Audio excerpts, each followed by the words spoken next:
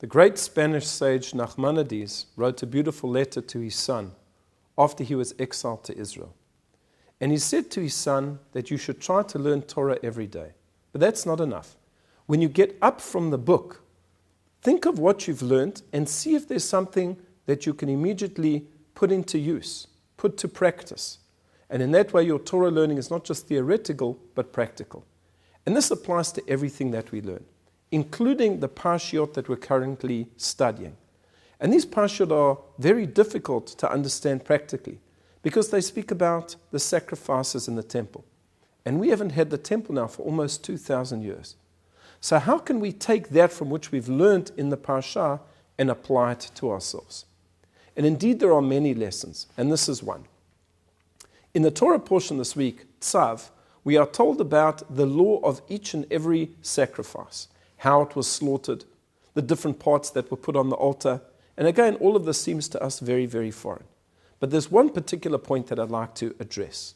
The Torah tells us that the sin offering and the elevation offering were both slaughtered in the same place, on the northern side of the altar. Why is that relevant? Why do we need to know that point? And the Talmud gives a beautiful explanation. A person would come to the temple and they would bring an animal. Sometimes they would bring an animal as an offering. Something wonderful had happened. They just wanted to give a gift to Hashem. Other times, it was a sin offering. Can you imagine what would happen if the sin offering was slaughtered in one part of the temple and all of the offerings in another part of the temple? Everybody would know that those people had committed a sin, and they would become incredibly embarrassed. And therefore, the Torah says that the sin offering is slaughtered in the same place as the other offering, so that no one will know what you are bringing an offering for. It'll be between you and Hashem and your Creator. And in that way, you are not embarrassed. This particular concept finds meaning in many, many other areas of Jewish law. For example, the Torah tells us that it's an obligation for every farmer to come up to the temple once a year and to bring bikurim, the first fruits. This was an incredible mitzvah. Everybody used to bring up their first fruits, to decorate them, to take them up to the temple with incredible entourage and with all types of joy and festivity. When they would get to the temple, they would have to read a declaration. It was called the Mikra Bikurim, thanking God for the fact that He had brought them into the land of Israel and given them of their fruits, and now they could deliver these fruits to the Kohen. And every person who brought the first fruits had to read this declaration. However, there was a problem. The problem was that not everybody knew how to read. Not everyone was literate. So the people who knew how to read would read this declaration or say it by heart, and those who were illiterate, well, they were somewhat embarrassed because the Kohanim would dictate to them the words, word by word, and they would say it. And they would feel incredibly downtrodden and embarrassed. And it happened that they actually stopped bringing their first fruits. Well, how could the sages solve this?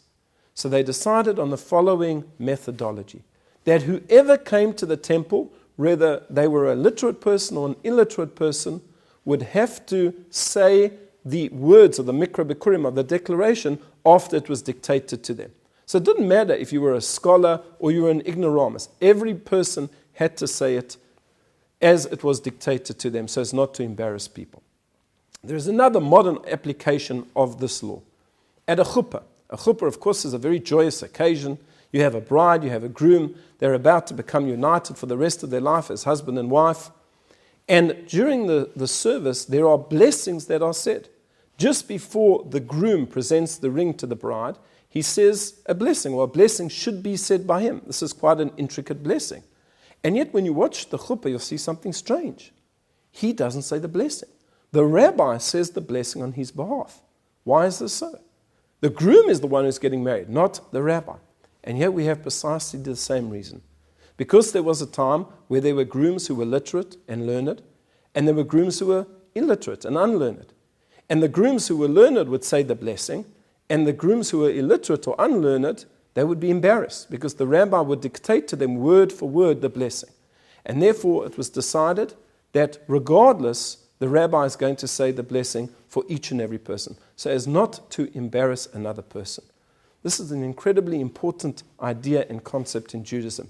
And in fact, we're told in the Talmud, it's better to to jump into a furnace than to embarrass somebody in public. Embarrassing somebody in a public is a terrible sin for which it is very, very hard to find penitence. And therefore, at all times, even when we're performing a mitzvah, we have to be considerate and concerned about the shame and the honor of another person. I wish you a Shabbat Shalom.